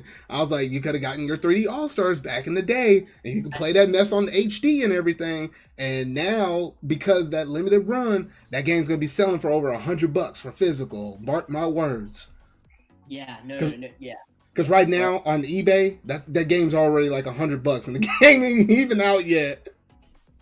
No, yeah, it's no, yeah, but I mean, like, yeah, like in my opinion, I see. For me, I don't go back and play old games, but I mean, some people do, but yeah, that's just my opinion on that. Yeah, because sometimes I do go back and play certain other ones whenever they get ported or remastered. I don't like intentionally go after and play like, a whole bunch of old games in their old original formats though. I usually get them whenever they get modernized or remastered for newer systems, like for example the 3D All-Stars collection. So that's usually how I wind up going back and playing older games, usually when companies go through and do that though. But I think that's pretty much it in terms of all of our all of our Mario 35th anniversary stuff like that though, because that was a lot of stuff to go through though. But oh shoot, man, I really hope that Nintendo has because at least for their holiday this far, all we got is Pikmin 3 Deluxe. We had the Mario 3D All-Star stuff. What basically everything else that's Mario related, like what the home circuit, the Mario 35th, that Game & Watch thing is coming out. Like that's kind of filling in the holes with major releases. And then I'm pretty sure we're probably still gonna have that Pokemon Sword and Shield DLC coming out in November. But I feel like that's all we basically know about at the moment. There might be one more thing, but if we do have that one more thing, they gotta announce it sometime this month. Because I imagine they want to have a 2-month window similar to like their Paper Mario and the Origami King if it's something completely brand new and not a port. Yeah, I mean, no, yeah, I'm with you. I think with that Crown Tundra DLC for Pokemon, with that, I think we'll also get a Pokemon character for Smash. I think Challenger 7. You know, I think we'll get a Pokemon character. I think just because we've had Pokken Tournament as a Switch Online exclusive or whatever that you could play like as that game trial. A game trial, yeah, thanks. Game trial, and then you have the Crown Tundra DLC. So I do think we'll get a Pokemon character. I don't think we'll get to third party. I think we're going backwards because looking at how this year is going, I do think we'll get a first party again, new character. So I think it will be Pokemon for that. In terms of a new game, to be honest, I think the new Pokemon Snap game is coming next summer. I don't think it's coming this year. Yeah, I don't think it's coming out this year, especially with the pandemic and everything, though. They showed quite a bit of stuff within the trailer, though. But, yeah, definitely packed it up, save it for next year, because we don't even know what other kind of Pokemon announcements are going to be coming within the next year. So, yeah, I imagine they're gonna save and marinate on that one. It's probably a next year kind of release. That's what I have to run in my head. Yeah, honestly, like, I feel like they need one more game for November or December or something like that. Cause like, yeah, but who knows what it is, right? It's tough to tell right now. Yeah, but I feel like there's a lot to look forward to, but at the same time, not that much stuff to look forward to. But I feel like that Mario 35th thing kind of ease my worries a little bit. Like, that's going to sell game busters against even though the PlayStation 5 and the Xbox Series X are coming out this holiday as well. With that 3D All-Stars, Nintendo's in good shape. They don't got to worry about nothing. That's easily going to sell over like 10 million copies in itself.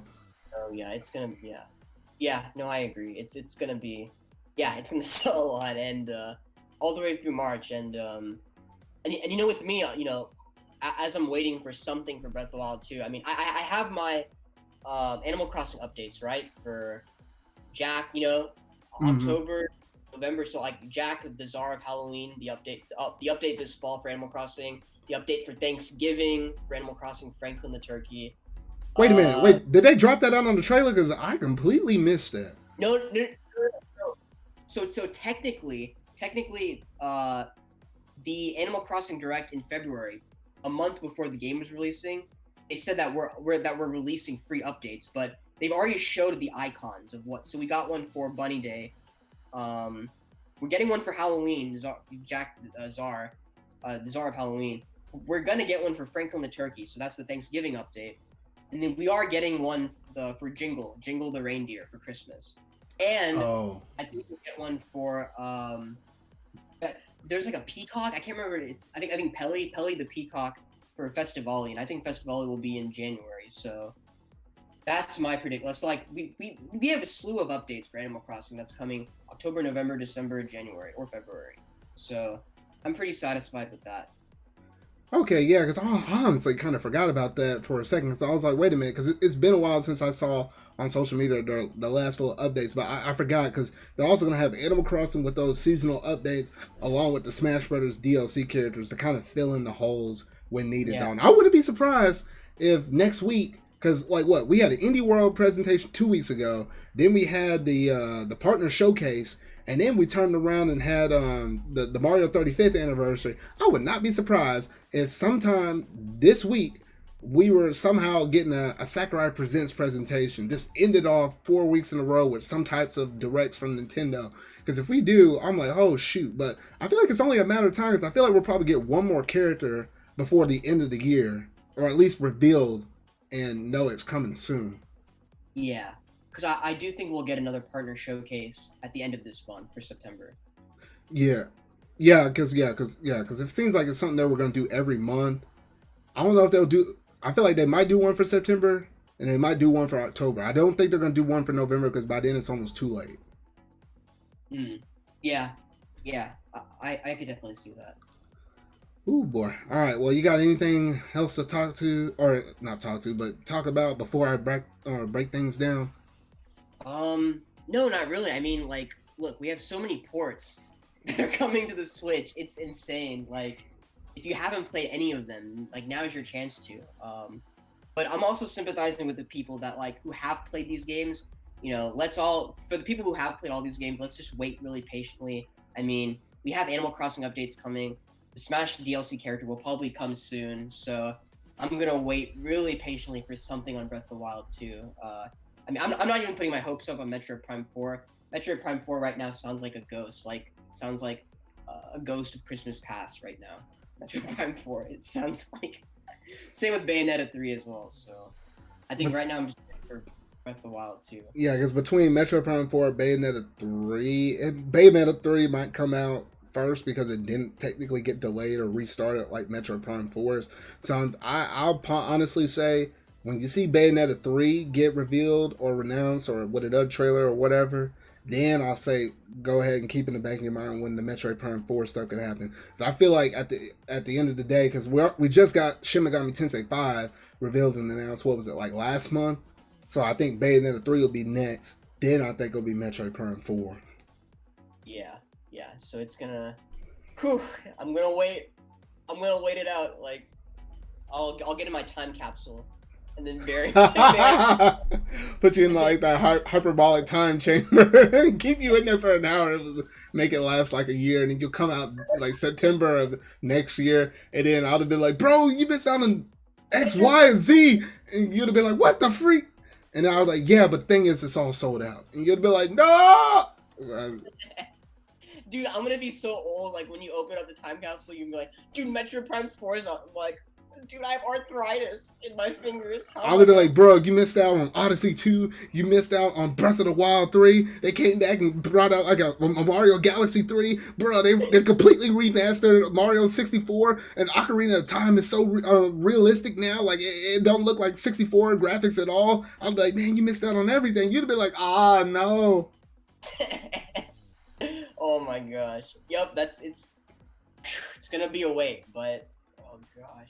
I mean, we can only wait, right? We can only wait, to be honest. But, yep, now's your chance to get all these games while you can right now. Yeah, while you can. All right, well, I think that's going to about do it for our podcast for this week, though. Quite a bit of stuff that we got to talk about, though. Glad I was able to kind of catch up on some other things like Pikmin 3 Deluxe, which I never actually got to talk about, though.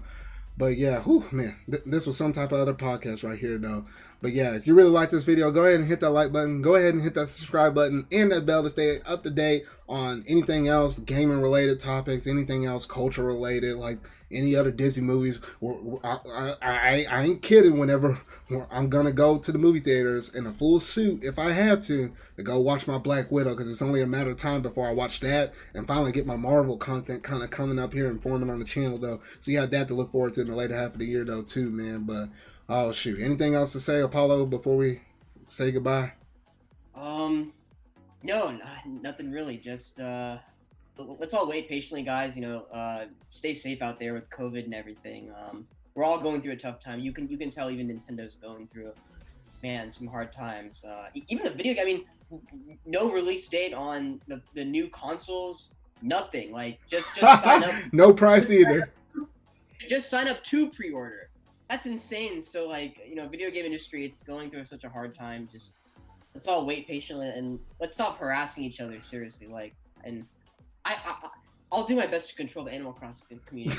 There ain't no hope for that, let's be honest. Like, everyone's harassing Isabelle just for no update on the fall update. And I'm like, dude, the fall update comes when fall comes. Like, are you guys gonna ask for the Christmas update? Like, Christmas is in December. Like, what? Bro, well, technically, when did the Christmas update come out if you were living on the other side of the hemisphere? Oh, wait, not technically for Christmas. I guess you just have a winter season. They have their Christmas and summer. Never mind, take that back. Well, technically, there are people in the comments below every Isabelle tweet that says, like, I'm from the southern hemisphere and I get nothing. Oof. So you also have those. Yeah, it's a war down there. Like, I always take my pitchfork. I take a backpack every time I go to the comments. Oh goodness. It's crazy. Gosh. Oh my goodness. Oh goodness. All right. Well, I will take you with me one day. Oh no. I ain't coming. I ain't prepared for all that. Where's our Christmas update? It's October. Okay, low key, before I shut this thing all down, though, I hate those kind of people. Not the people, the actions of the people that literally say, I'm ready for Christmas, and they're busting out all these jingle bells and snowman says and donkey lady. I just hate it when they come out there singing them jingle bell and sleigh ride and all that stuff. It's in the middle of October. We hadn't even had Halloween yet. We hadn't even had Thanksgiving yet. I was like, y'all got to slow y'all roll, though. I'll probably mention it in some other podcasts as we get closer in the holiday season, though. But those kind of people get on my nerves. I ain't gonna lie. Oh my goodness. Or I remember when Bunny Day was announced. It was like where's Bunny Day? Like where's Bunny Day? It's March. I'm like, dude, Bunny Day, Easter, April. Like, wait till then. Oh boy. Oh shoot. God. All right, well, I better shut this thing down before I go on to more rants, and I don't think I can afford to run into more rants because I'm kind of tired right now, though. But oh shoot. Okay. All righty. Well, I catch you around in whatever video I make next, y'all. So see y'all.